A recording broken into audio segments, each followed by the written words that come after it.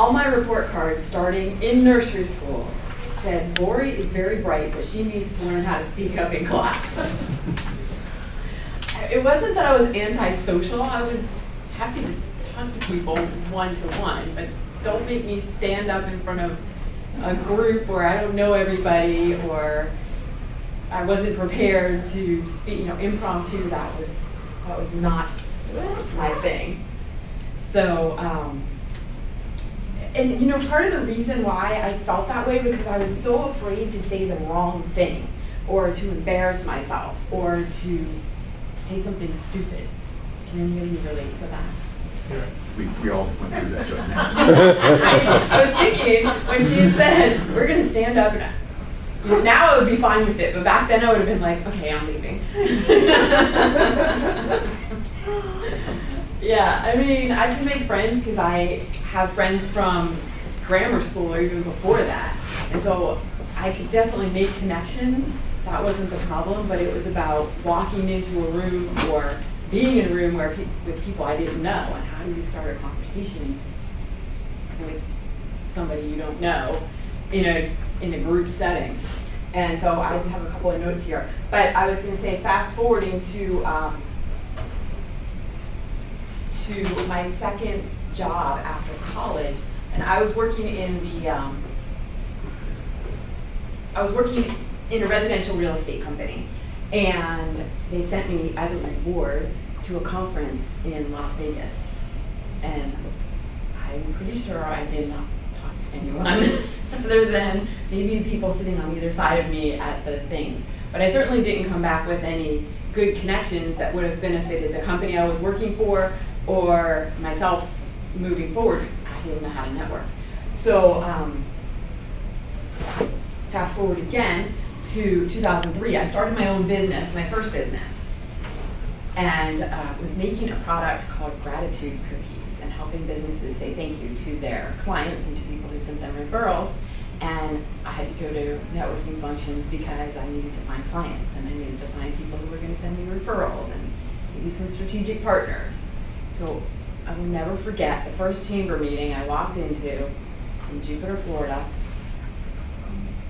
standing there on the outdoor deck of this restaurant, and I'm looking around, and everybody in the room looks like they are talking with their best friend. They're laughing, they've got drinks, anyone here? And the voice in my head is screaming, "What are you doing here? Why did you do this to yourself?" It was all I could do not to run down the stairs, through the parking lot, and back to the safety of my car. But I stayed because I needed clients, and I needed to make some connections. And I made it through that event. I went to a lot more events, and over time I got more comfortable doing it, which a lot of us do. But people started asking me, how are you making all these connections? How are you building these relationships? And I started looking at, well, what am I doing actually? And I kind of developed this system for networking. And so today, I look at networking actually as having three parts. What do you do before you get to an event? What do you do once you're at the event? And what do you do after the event, the follow-up part? And today, we are focusing on that third piece, the follow-up part, because whether you are a quiet person like I am or not, the follow-up is where most people fall down. You have the best of intentions, and it doesn't happen. So today, we're going to talk about how to be better at the follow-up, because that's really where you're building the relationships. And so, let me just get to a couple of notes. So, we actually, the follow-up part has three parts of the follow-up part. So, first of all, let's establish everybody's busy, right? You get up in the morning, you go through your morning routine, you get in your car, you get in front of your desk or wherever your desk is, you start working, you're answering 900 emails. There's a lot to do. And so following up with contacts that you've made at a networking event is maybe not at the top of the list, because it's easy to say, I'm going to do this, and you keep the cards right there on your desk. And you know what, I'm going to get to that this afternoon. And then this afternoon comes, and you're putting out other fires, and then, you know what, I'm going to do it tomorrow. Or Friday. Friday is the best day. I'm going to do it on Friday.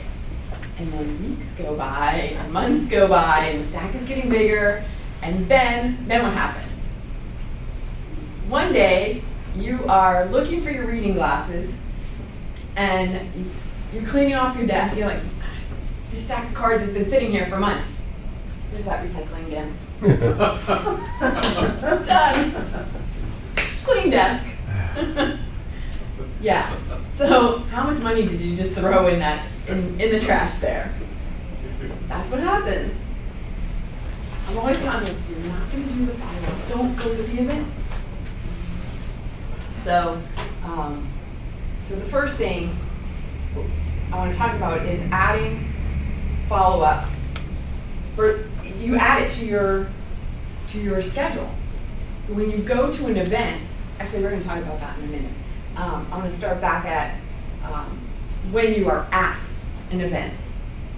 Let's talk about getting the card. Okay. So you've heard the expression that it's better to give than to receive. Yeah. Right. Okay. Well, when you're in networking events, it's not necessarily better to give than to receive. And I've had people say to me, well, when I meet them and they find out what I do, they say, well, I forgot to bring my cards, or I don't have cards. That's fine. You know what? It's okay if you don't have business cards. It's more important for you to get the other person's card. Why is that? Anybody care to venture again? You follow up. You own the... Exactly. You take control of that situation.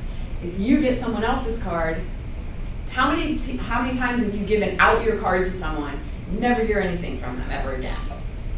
Right? So, it doesn't matter if you give them your card. It matters if you get their card. It is better in this case to receive than to give.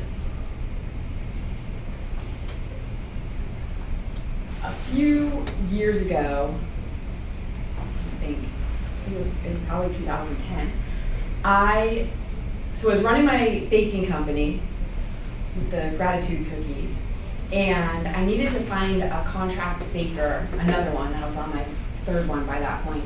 I needed to find somebody to do the baking for me. And I was living in South Florida, but I was already thinking about moving back to Northern Virginia. And I decided I was going to go to the Fancy Food Show in San Francisco, which is a ginormous food industry show. They have, I think it's like 12,000 vendors. I'm trying to remember now. Anyway, yeah, like 35,000 attendees, 12,000 vendors. It's a giant show. They do it in San Francisco in the winter and at the Javits Center in New York in the summer.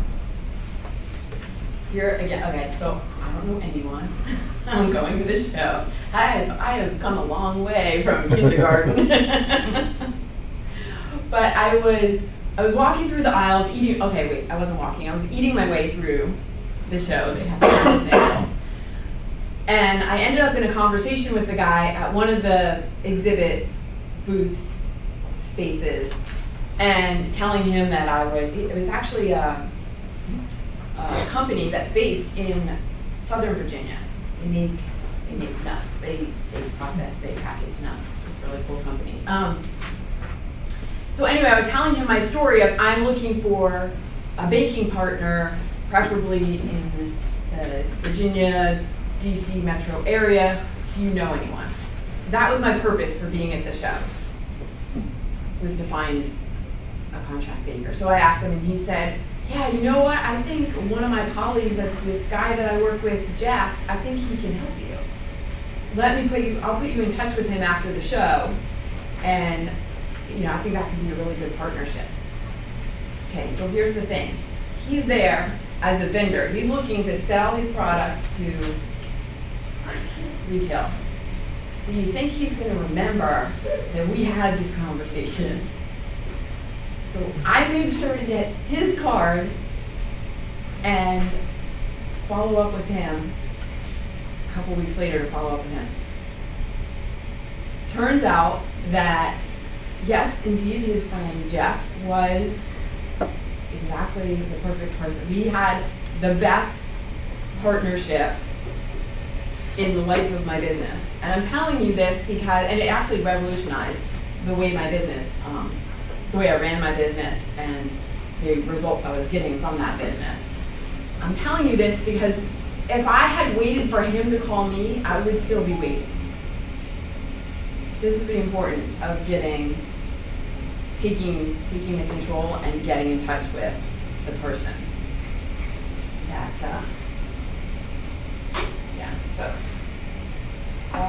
Let's see.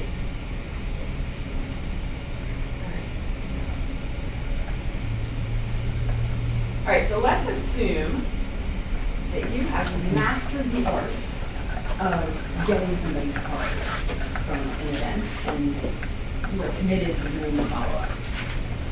We'll talk more about the committed part. But then what do?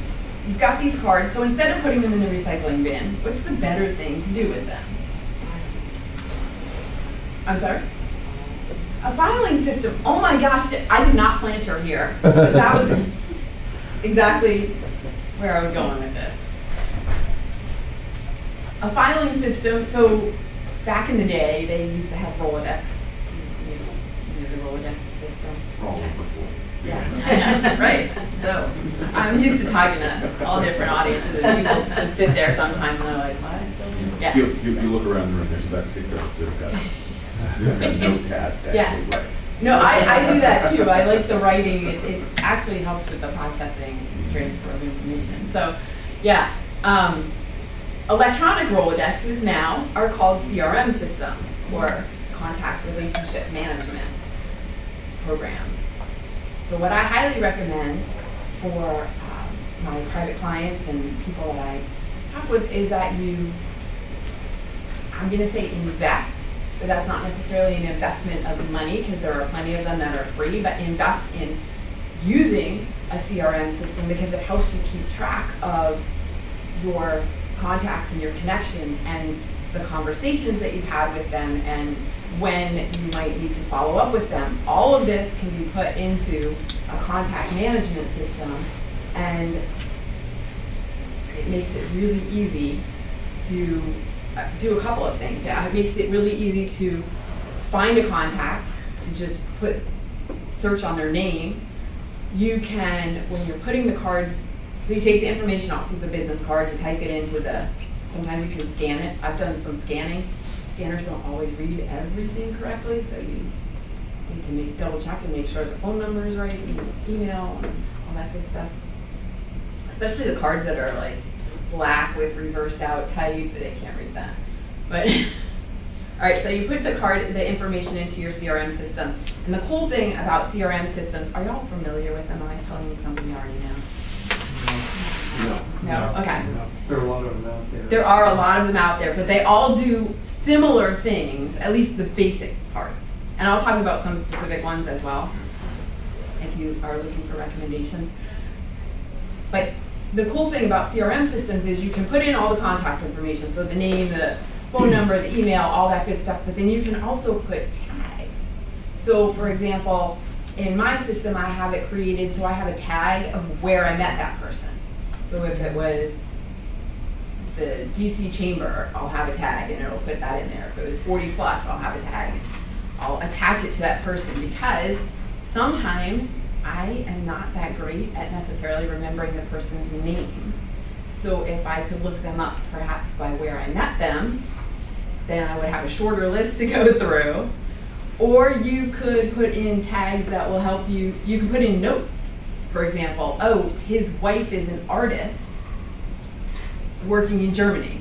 Like if that's some kind of fact that was going to stick in your head, then you can search on wife Germany and the person will come up. Couldn't do that in the old-fashioned Rolodexes. So much better. But yeah, so you can, and the other thing you can put in notes is when you have a conversation, let's say you're doing a follow-up conversation on the phone, or any kind of conversation, you can put that in the notes of what you talked about. And perhaps when you want to reconnect with that person. So you could set an alarm, send an email in 2 weeks, and it will pop up and remind you to send the email in 2 weeks. I mean, we can set alarms on our phone. I do that all the time because I didn't remember where I'm supposed to be ever. I didn't have the alarm set on my phone to remind me 30 minutes before I'm supposed to be there.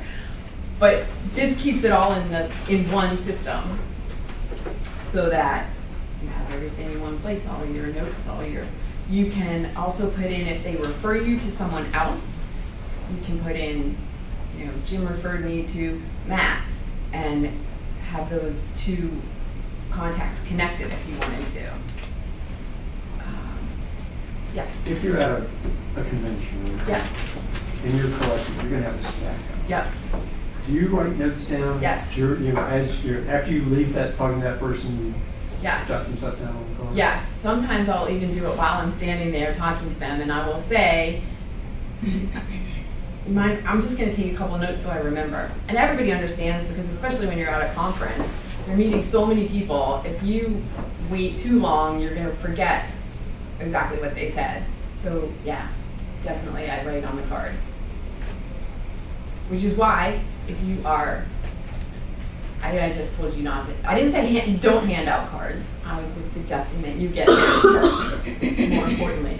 But if you are creating your own cards, this is a little aside, make sure that they are matte finish and not glossy so that somebody could actually write on it. Because you've been handed those cards with the UV coating on them and you can't write on them. Question, what do you do with the cards after you put it in the machine?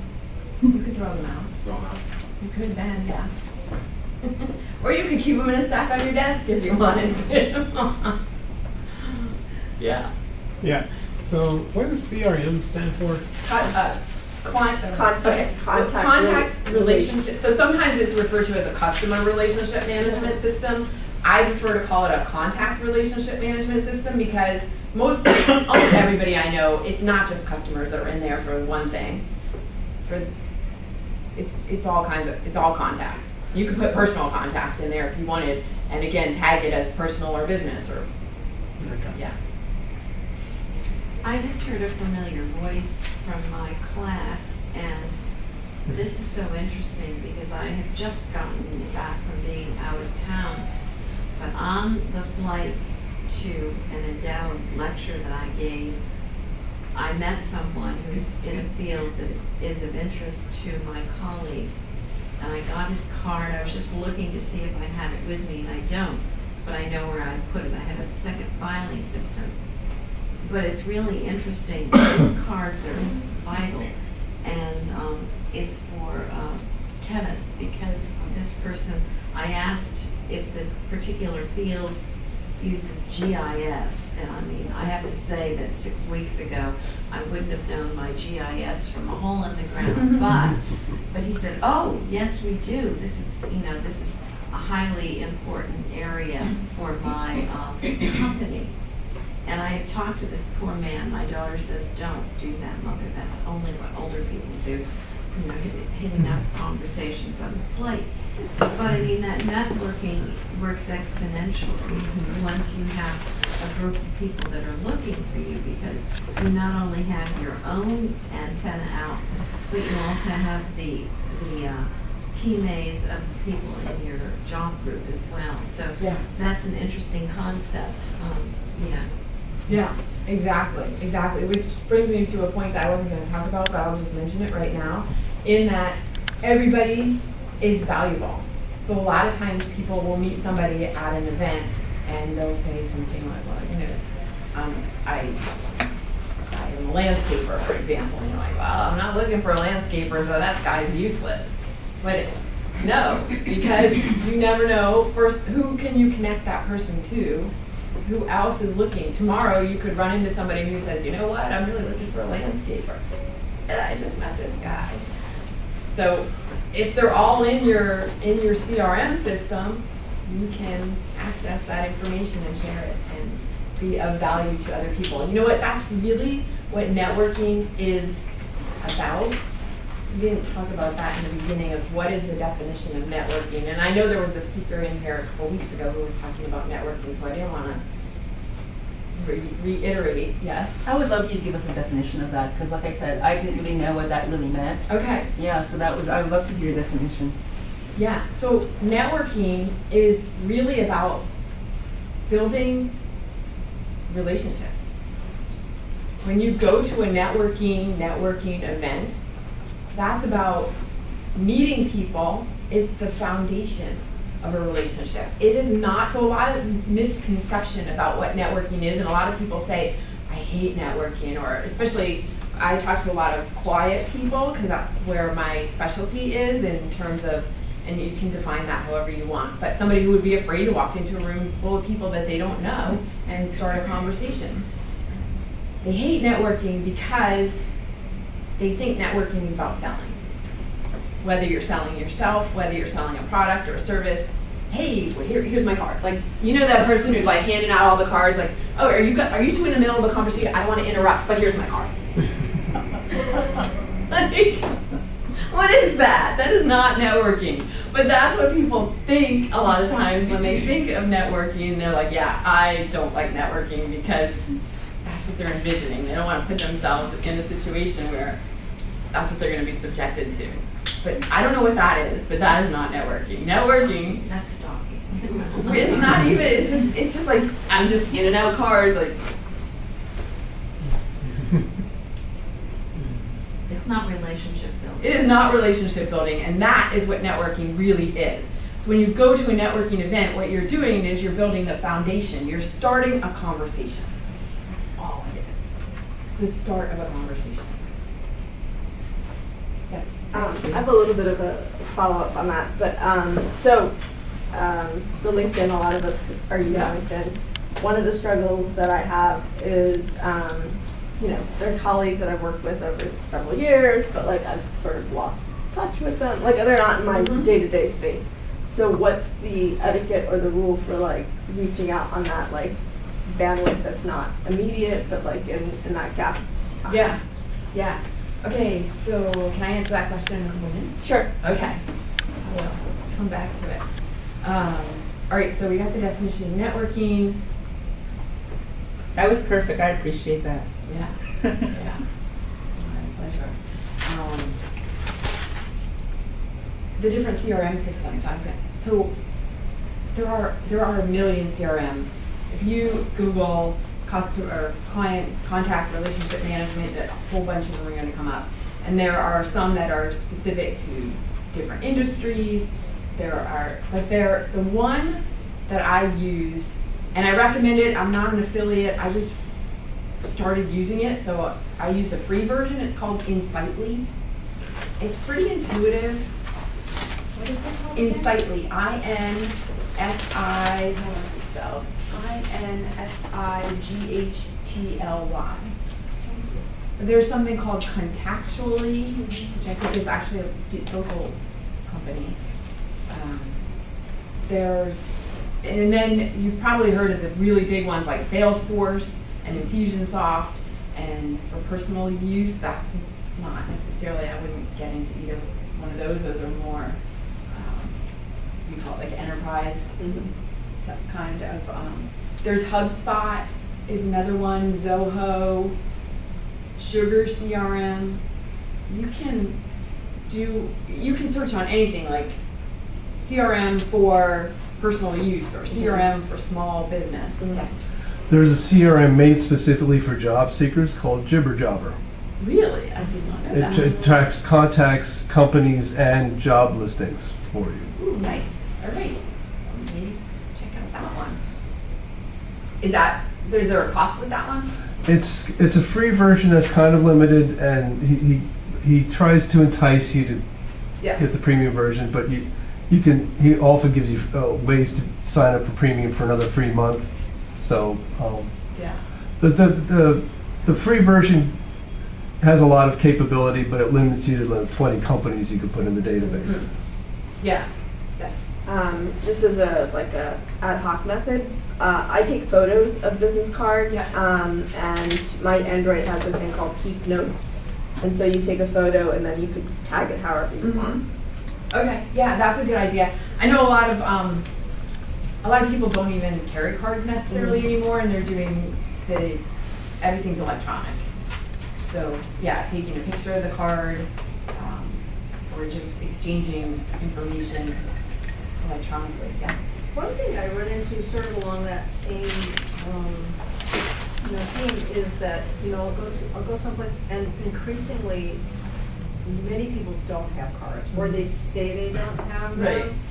Maybe they don't want you to be back in touch with them. I don't know. I can't quite figure that out because I see this a lot, and I'm like, yeah, I get it. I mean, there have been lots of times when I've left the office without cards, but I don't know, people that, have they have a staff that travels with them, typically those people should have, they should have had cards. Those people should have had cards for them, and they don't.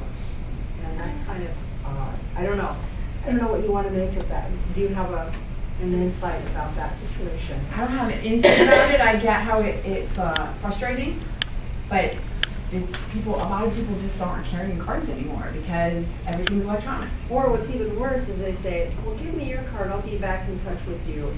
I think maybe 5% of those people have ever gotten back. Yeah, that's what we were talking about at the beginning. Oh, I'm sorry. Yeah, how it's more important to get somebody else's card than to give them yours because then you're in control. But I understand what you're saying too, in that lots of people don't have cards anymore, but you can still get their contact information by just saying, oh, okay, so can you just give me your phone number or your email address? Yeah. I'll just write it down, like carry a piece of like little notepad or put it in your phone and just get their contact information. I mean, just because they don't have a card doesn't mean you can't get their information. No, I understand. Yeah. It's just, I guess for me, it's frustrating because I have so much to keep track of already, and to have to also, figure out this little piece of paper on a napkin or whatever. It gets lost in my bag, and I uncover it a month later. I'm like, who's this? There's a great application that could, you can put it straight into a CRM system because like Insightly has an app. You can put it straight into there, or Evernote. I love Evernote for that. You can use a QR code. It's that little square black dots on it, and you just take a picture of that, and that puts the information into your contact. So you take a picture of the QR code on their card, or? On their, if they give you a card, it's like scanning it in. Right. But she's you can saying just they say- don't have a They card. don't have a card, that's the point, I'm saying, they don't have a card, so what really annoys me is when I have to scribble it on, I tear off a piece of paper, I scribble it on there. Usually it's not complete information, it's maybe an email address, maybe sometimes they don't even put their name, they don't put their phone number, and then I'm like, even 2 days later, I'm like, who's this? So, Yeah. what, you were gonna say something? That happens to me a lot, and I just always carry a notepad, and I write their name down, and then I send them a nice note in LinkedIn with a request to connect. I always put a personal note, like, oh, I met that person, and so, so there are ways you can do it, you just have to be have a little. It takes a little extra effort. Right, it does. Yeah. It does. But like I said, not everybody's carrying cards anymore, so. So I guess my Just question was adjust. directed at, do they really not want you to get back in touch Not with them? necessarily. Okay. No, I wouldn't assume that. Yes. Do you, can you talk about your assessment of Insightly on the free level, and are you satisfied or concerned about anything that's missing that you have to pay for? I'm just using the free version, so I can't really speak about a lot of the paid applications. I think, I know that for one level, you can then it will connect with, I think, MailChimp, so that you can do newsletters. Well, any kind of I don't say mass email, it's kind of a mass email. It's an emailing platform. But I find the free version has worked so far for me for the basic what I want to do with it. And I have other systems. I have another email. I have a emailing database, but it's not connected to Insightly. download the list and upload it to the other thing, but I use them for different purposes, so. And you haven't run into any problems of functionality that you really No, wish not was at there, all. or Actually- scaling problems with it? That No, I can't remember how many, I think it's 2,500 contacts for Okay. in the free All right. version, Yeah. so it's been plenty, Thank you. yeah. Did you have a question? Yeah, the QRT thing, I've run into some people that say, here, just, copy this from my phone. So is that going to become increasingly popular? Because with young people, you don't have cards, you just Yep. zap your phone at each other? Yep. So it's worth investing in figuring that out, getting that on my phone, figuring that out. Yeah. I use old business cards, that I crossed off, and I just have a list line, just so that I can put that person's contact information immediately that fits into a small pouch. So you're taking their contact information and putting it onto an old card of yours, Yeah. just to keep track of it? Yeah, Sure. just because it makes it easier, because invariably when you write it on a piece of paper, you find it months later, Mhm. if at all. Okay, so see, this is the thing that will be solved by inputting and taking care of these things immediately, or more immediately than months later, that we were talking about in the beginning, because, yeah, then you're like, I don't remember why this person gave me this, or I can't read this information anymore, or, yeah. Could I ask a question? Yes. I'm listening to what everyone is sharing, and it's quite fascinating. I just wanted to tell you about myself. My problem is I get the cards, but they just keep piling up. Mhm. And it's difficult to decide what to do at this point. Just put them in a stack. But I'm trying to get better into putting the information as soon as I get the card. That's the key. So that's what we're talking about right now. Okay. See, you guys are awesome. You keep setting me up right away, perfectly. All right, so now let's talk about the process of executing on what we just talked about. Here is one of the easiest ways to make sure that that information gets transferred from the card or from the electronic notes into a CRM system or into any kind of follow-up. Scheduling it in your calendar. Whether you're using a paper calendar or electronic, which I use both. Schedule it. So when you know you're going to an event, you know you're going to be here this morning at 10 o'clock and you're going to leave at 11:30. Schedule some time, just like you schedule time in your calendar to be here right now. Schedule time to do the follow-up. It doesn't have to be, okay, at noon I'm following up. It could be tomorrow morning, it could be tomorrow afternoon, it could be Friday. But make sure that you schedule the time in your calendar, just like you scheduled to be here, to do the follow-up. That's how the follow-up gets done. I mean, that's the beginning of how it gets done. But that takes care of the cards stacking up and it keep getting pushed to next week, to next week, to next week. Schedule it and keep the schedule just as if you had any other appointment. I know, it's difficult to do because it's really easy to say, well, I know I said I was going to do my follow-up, but I really need to make these phone calls.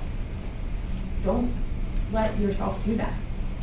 I'm scheduling the follow-up and I'm doing it right now.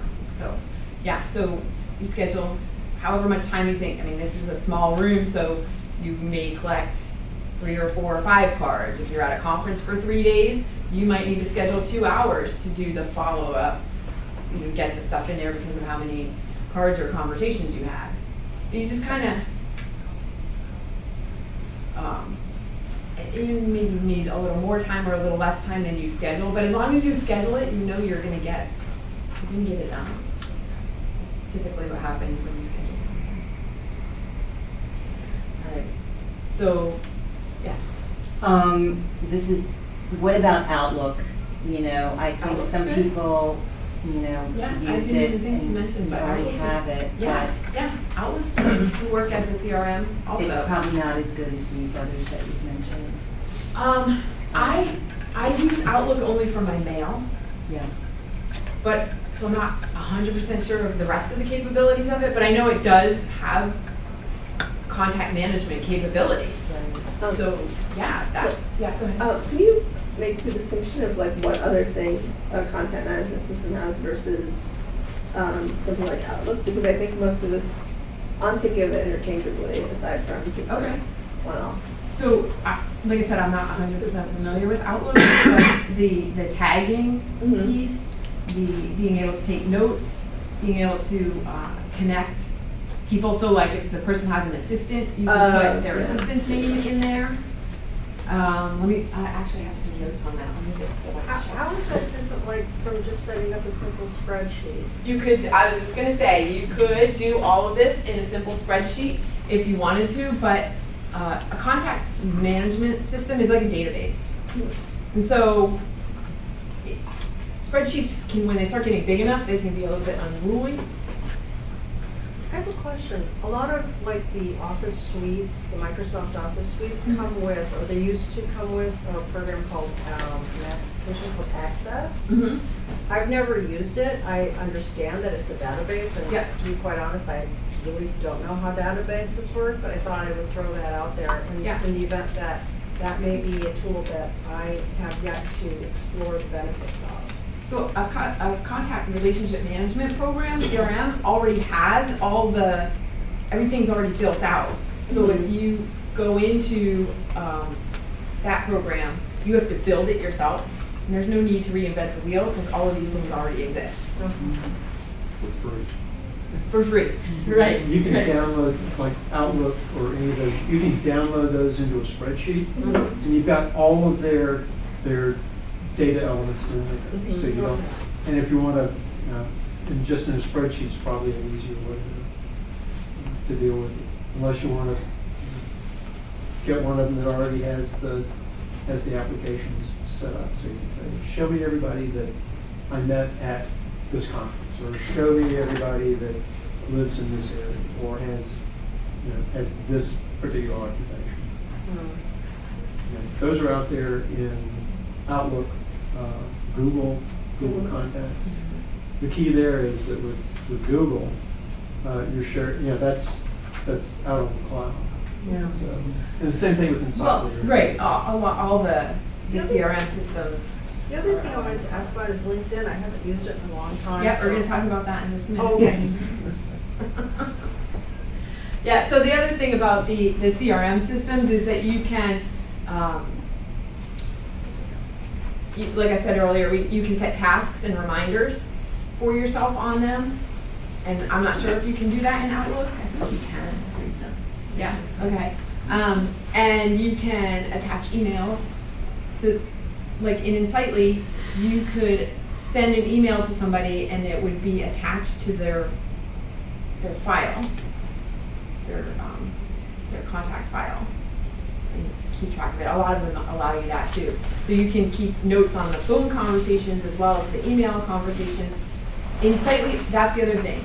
Insightly also will show you their social media. Like you can create a setting so that it will pull up you can connect with their LinkedIn, or if you are connecting to them, it will show you their LinkedIn profile on there as well. Can you say that again, what you said about? So it will, actually I maybe can pull it up on my, and I can show you on the computer, but you can see their LinkedIn profile, not the full profile, but a link to their profile in Insightly. And a lot of the other ones I think have this capability as well, is that you can connect to their social media profiles so that when you're in their contact file, you can see what they're doing in social media as well. It pulls it up. Oh, actually, I'm not connected to the Wi-Fi here. Well, I can show you that after if you want to do that. All right.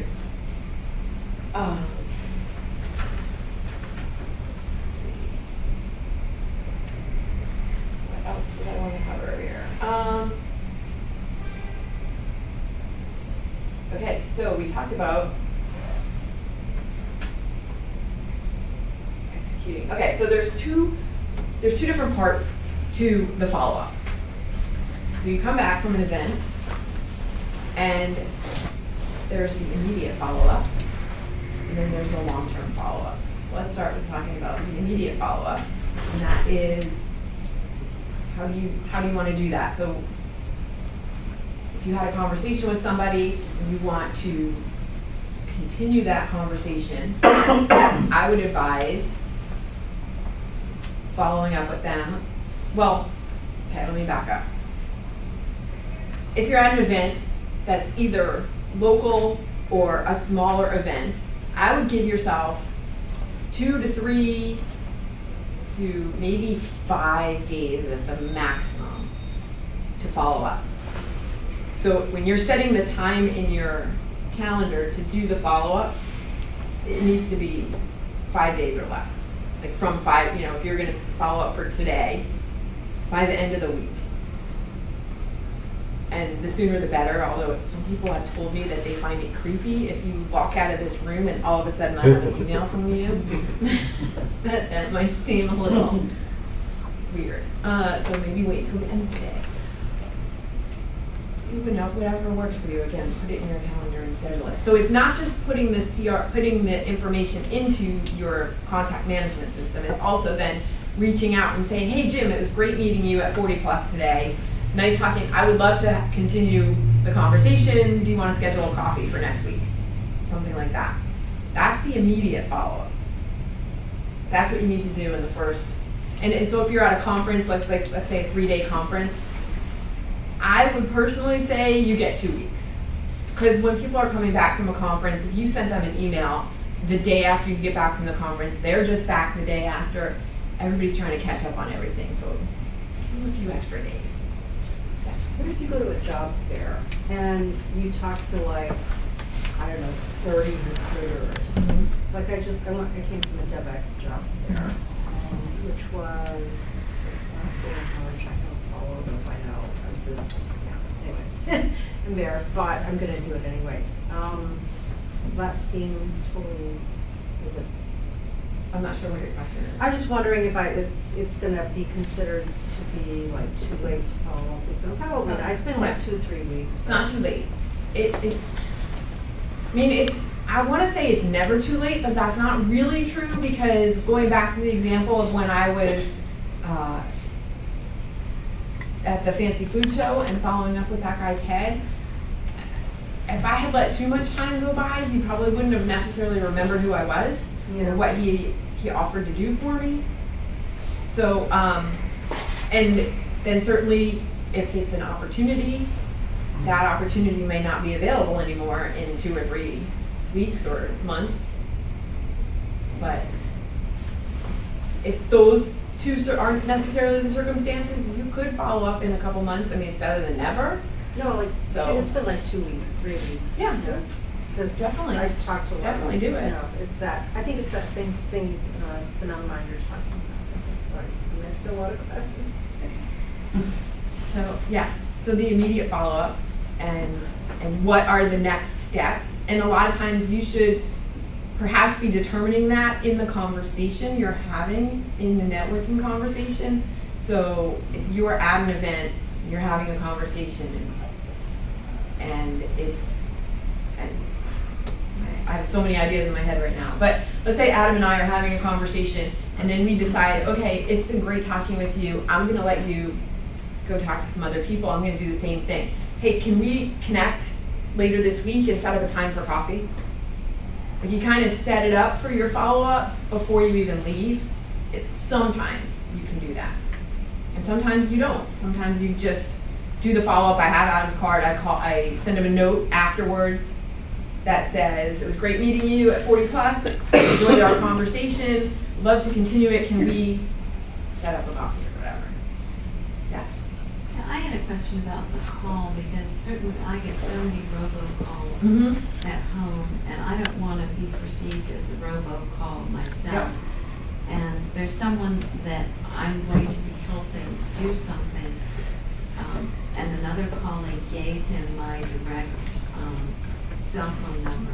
And so when he called me, I felt blindsided. And you weren't expecting his call. Because I wasn't expecting, and I also wasn't able to deliver on what he was asking immediately. And so it made me push back. And the same thing happened yesterday. I saw that he called and I didn't return the call. Same thing. It feels like I'm gonna help him, but I'm gonna help him through an intermediary. And so his direct call just screamed anxiety to me in some way.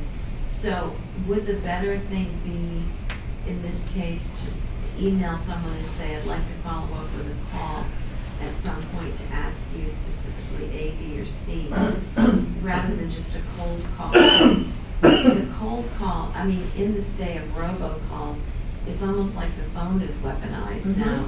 And Exactly. I did not, did anybody hear me say to call people? But anyway, I do, actually, I think calling people is an underused method of communication. I was going to get to that in a minute, but yes, nobody answers their phone anymore. I don't answer my phone anymore. People don't answer. Yeah. So I always like to schedule a call if I'm going to. This isn't to say I don't use the phone, but if I do, it's usually a scheduled call on it. Or if I call someone and they don't answer, I will leave a message, which I know is like, oh my God, nobody leaves messages anymore either. but I love that. I mean, yeah. The telemarketers do. I don't know. Occasionally I get that, but I will leave a message and say, hey, I just want to touch base, but then I'll follow up with an email or a text. But usually, like I said, I'm scheduling a call, and I'll do that through an email or a text, depending on the age of the person. Yes. I called you, was that weird? We talked, I never talked to you. No, it wasn't weird, and part of the reason I answered it was because I think, what was your 703 or 202 number? Okay, and I'm living in California right now, so I'm not getting a lot of robocalls from local numbers, which is why I answered it. Wonderful. It kind of depends on what the number is, whether I decide if I'm going to answer it or not. Beautiful, thank you. Just wanted to prove my point. And I was actually at a conference that day, and I just happened to be on, I think I was on break, or I called, no, you left a message, I think. Okay. I don't think I actually answered it on the first. Yeah. But you called me back and we had. Right, because you left me a message. Okay, perfect. See? Wonderful, because timing is everything. Yes. Yeah. So, yes. Could you talk a little bit about LinkedIn? Yes. Okay. I haven't forgotten. I got like a few more minutes still. All right, so this is part of the follow-up. So you have the immediate follow-up, you do that in the first 1 to 5 days. And then so actually I would put LinkedIn under the immediate follow-up as well. Connecting on social media. And LinkedIn is the social media for business, so it would make sense to connect on LinkedIn. So, Beth, right? You said you always send a note when you send a LinkedIn connection request. I've heard differing opinions about this, and mine is the same as yours. I do not send messages unless I know the person and it's like, how are we not connected already? I'll probably even send that as a note. How are we not connected already? But if I met you and I was sending you a LinkedIn request, and I definitely will, or would advise to do that, but I always send a message with it. It was great meeting you at 40 Plus. Would love to be connected here. In fact, if somebody sends me a LinkedIn request and I don't know who you are, or I don't remember who you are, I will send you back. I have a 3-sentence already prepared. It's going to come back to you. Hey, thanks so much for reaching out. Help me remember how I met you or why you want to connect. And something like, look forward to being of service. And I'll send it back to you. If you do not respond, I will not connect. Because, to me, LinkedIn is about introductions and making connections. And if somebody's not willing to engage in a conversation with me, I don't want to be connected. Because that's what it's about for me. It's about having conversations, continuing conversations on this platform in some way. Yes. Related to that, can I ask, is it an automatic message? It just goes? No, out, I or- manually send it, but I don't have to think about what I'm gonna put every time. Like, I've already created this message, Yeah. and I will manually send it. Yeah, it's not a robot or bot or anything. And then, I guess, where do you do that? Where do you, there's. Oh, okay, so. Times where I've gone, I don't know this person, but I don't. Right, so under, where they are, there's a thing that says. Message.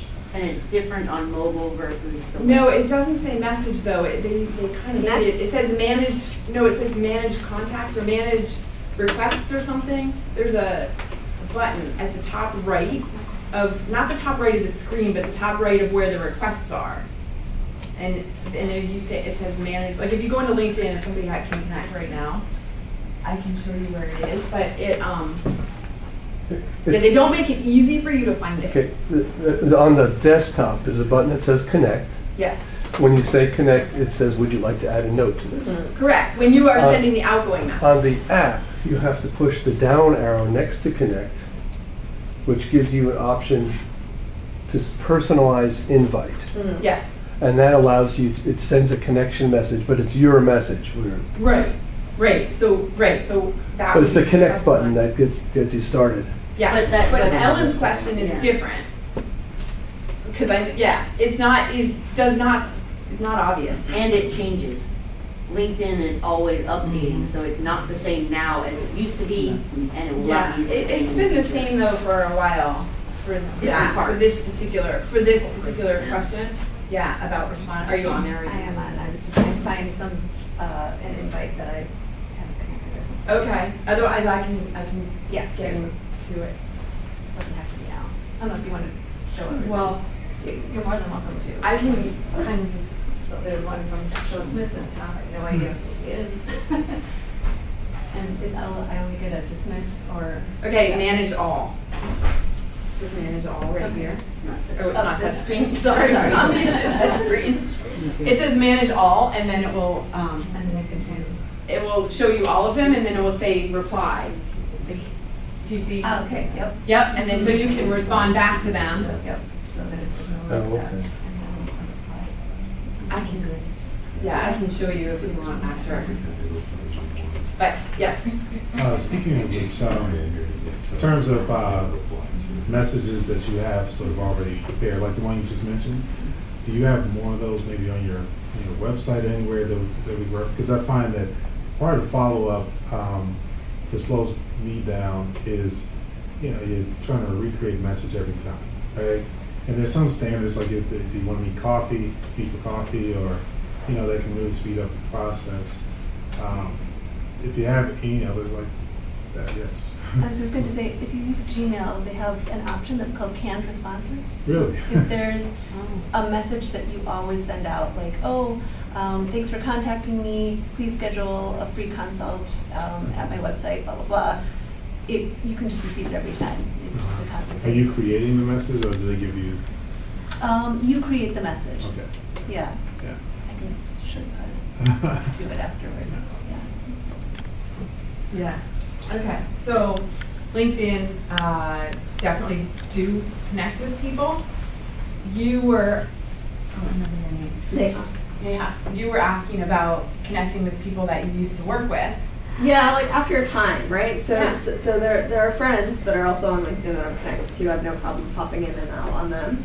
Then there are like colleagues or acquaintances that I've met through, and they know me, but I just don't include them in my ongoing, but right now I'm doing a job search, and one or two are connected in this way, and I find it a little bit awkward, and so I'm wondering if there's like a better way of keeping like a drumbeat with those other people. Instead of reaching out to them. No, I do. Okay. I do say, hey, I'm just wondering if there's a better way to keep like a long-term, so it doesn't feel so haphazard, right? Like right now I'm going to reach out to you because I'm job searching. Yeah. But like we've been connected this whole time, and I've Okay. not said boo to you. Right. So the long-term reaching out, networking, the long-term play on this. So immediately you come back, you send them nice to meet you. And I used to send that nice to meet you, I used to do that by handwritten note. Mm-hmm. Nobody, not only do people not have business cards now, you can't even get a mailing address from them. But if I can, that's still a really nice thing to do because nobody does it. Mhm. Otherwise, it's an email and it's a LinkedIn connection request as a way to stay in touch with them. And yes, I have a question about cutting through the clutter. Like, I experienced that there are people who I would like to get to know and I have a connection with, that I've talked with them at an event. But there's a real challenge with getting people to be willing to meet and talk further because of just people are overwhelmed. yeah.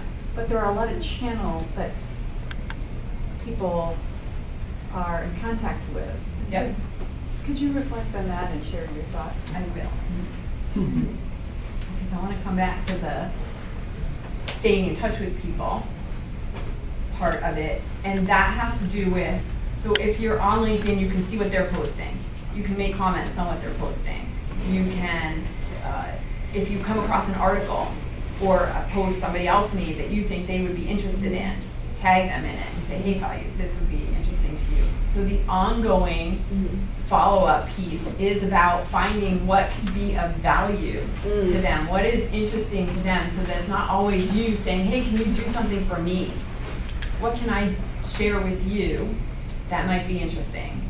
And LinkedIn is one way to do that. If you come across an article in a magazine, for example, or something, somewhere that's printed, or take a screenshot of it, or a picture of it and email it, or again, if you have a mailing address, put it in the carry out and put it in the mail or something like that. But it's the ongoing communication part that the follow-up is not just the immediate. Then it's about how do I stay in touch with them over the long term.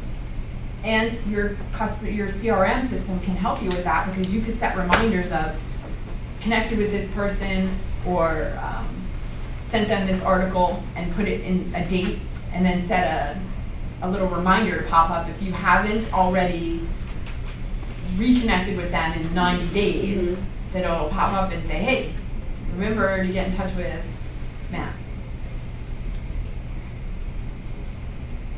As far as communication channels, everybody has their preferred way. So sometimes it's easier to get in touch with people through messaging them through LinkedIn, because they'll pay attention to those LinkedIn messages maybe more than email. Because who was telling me? Oh, one of my friends said he has 9,000 emails in his inbox. And that was down from like 20,000. I do not have anywhere near that, but I have probably several hundred. So I try to clear them out, but I'm not good at that. So they're in there. And maybe it's text. So this person with 9,000 emails, he's like, if you really want me to see something, text it. Text me. Because it's going to get lost in an email. So it's finding out their preferred, maybe, method of connecting. That's a good question to ask. It is a very good question to ask in a conversation at a networking event. Yeah, in the back. It seems like if you ask someone how they would prefer for you to contact them, that's actually a nicer way. Yeah. It makes your conversation more personal. Yes. I think that sounds like an excellent way to do it. It does, and you know what, now that we're talking about this, I rarely get that question. I don't think most people think to ask somebody, how would you prefer I connect with you? It's a nice kind of thing. I just wanted to say, using your cell phone to send messages is an ideal way, because you can keep the message short, concise, to the point, and you always get a response back. Yeah, well, even if you're sending an email or leaving a voicemail, short and concise is a great way to go. But you're right, you're limited. I mean, people always respond to their messages on their phone. I mean, I find that. Yeah, a lot of times. Again, it depends on the person and how they manage their connections and manage their communication. One way that I think so I don't even use Twitter anymore. I rarely post to Twitter, but I used to find that was a great way to connect with people too sometimes, was through messaging on Twitter or tagging them. Again, like tagging somebody when it's appropriate, not just randomly. But if you're writing an article or posting something on LinkedIn and you tag somebody like, I just had a great conversation with it, we were talking about XYZ, and if it's relevant and you tag them, then they get to join in the conversation too. Yes? I had a question about, I guess, under the heading of long-term follow-up, or maybe relationship maintenance, and along the lines, maybe overlapping with what you were talking about. So not people who are like your social friends or long-time and continuing business colleagues, right? But infrequent. Yeah. Okay. What about good or bad gifts? And I'm not talking about, I'm going to buy you a car. Yeah. You know, like, okay. Little, like, here's a $5 Starbucks coupon or whatever. Good, bad, creepy, waste of time. You got another hour? I told y'all, my first business was gratitude cookies. This was what I was all about. But I think there's definitely a place for sending something, whether you call it a gift or a three-dimensional thing, and I can get completely off on a tangent talking about why gift cards are horrible and an actual gift is better. Physical, a plant, a box of cookies, or whatever it is way better than a gift card. But I think it would depend on like if I hadn't heard from you in months and all of a sudden you're sending me a gift basket, that might be a little weird. But if I just had a conversation where you shared something valuable, I might say, hey, thanks so much for sitting down with me. Just something, $5, whatever it is that helps you stand out as a thank you. Because nobody gets anything. Even a handwritten card, again, going back to the hand, if you can get somebody's address and send them a handwritten thank you, oh my gosh. I actually got a job because I sent a handwritten thank you years ago. The guy said that's what differentiated me from everybody else. And that was a job in broadcasting, by the way.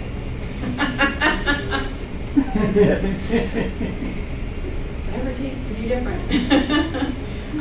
And speaking of differentiation, I will just throw this out, and I haven't really done a lot of it yet. I do a lot of Facebook videos, Facebook Lives, talking about networking strategies.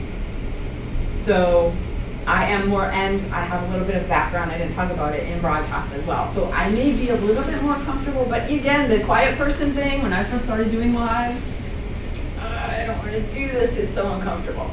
But video as a follow-up, if you shot a 2-minute video, a 1-minute video, and sent somebody an email with a link, you can't attach the video, it's going to be too big, the file's too big. But send them a link. And then I just heard about this service called BombBomb, I think. I haven't even explored it yet. BombBomb? It's a video service, so you can record a really short video and send it to someone as your message.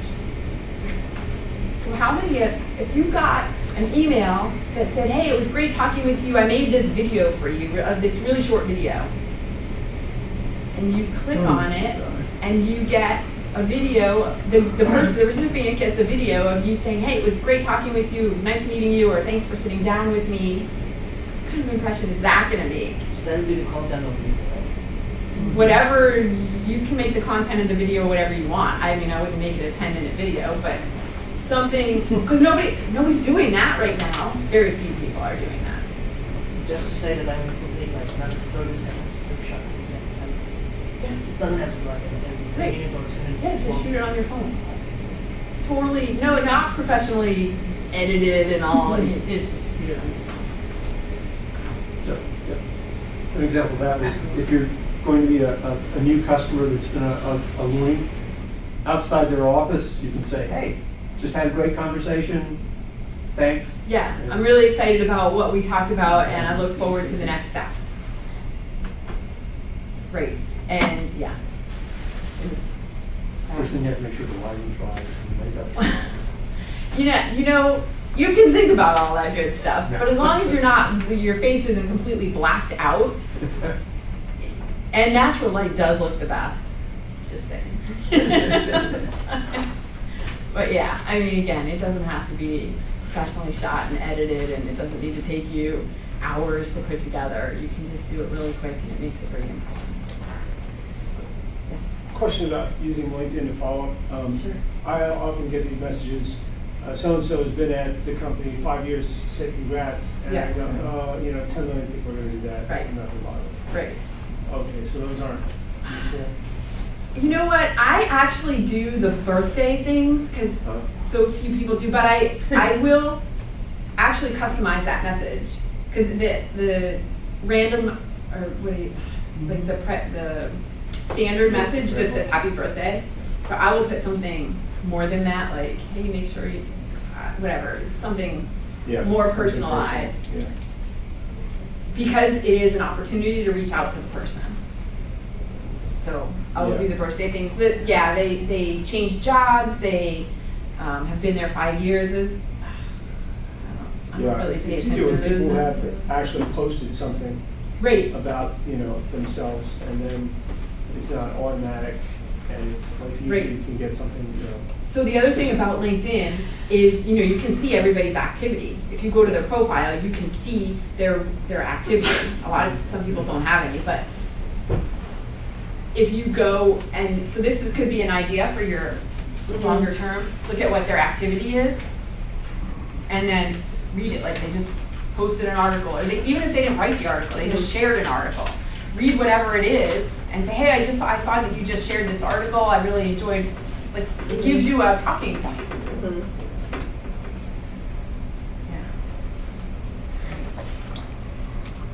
Other questions? So usually, go ahead. Related to that, do you post on LinkedIn to give people who might want to network with you more something that follow on to, something that Yes. I'm posting regularly on LinkedIn. Okay, don't hold me to that, 'cause last week I was kind of lame. I was getting ready to come back to the East Coast and I was busy and I didn't post last week. But yes, so I'm actually taking those Facebook videos and downloading them, getting captions put onto them and putting them back up on LinkedIn, and I'm getting better traction on LinkedIn than on Facebook. So I have tons of activity. I comment on other people's posts. I'm very active, and I recommend that you all become very active on LinkedIn as well. And what about uploading, people I guess are still uploading all of their emails into LinkedIn, is that not happening? I've never uploaded it all. I haven't, but I think some have. Well, I was going to say no, because it pulls in any sort of contact that you have regardless of contact. Yeah, I'm not uploading anybody. So you're picking and choosing. Yeah. Okay, I'm stepping in because I'm I know clear about time, and she also, I think she's worn out. We have so many good questions. So you're going to do your come talk to me after this is over if you still have questions, if you want me to show you something, if you want me to, if we can set up a time to connect after this. Perfect. I just wanted to wrap it up because I don't want to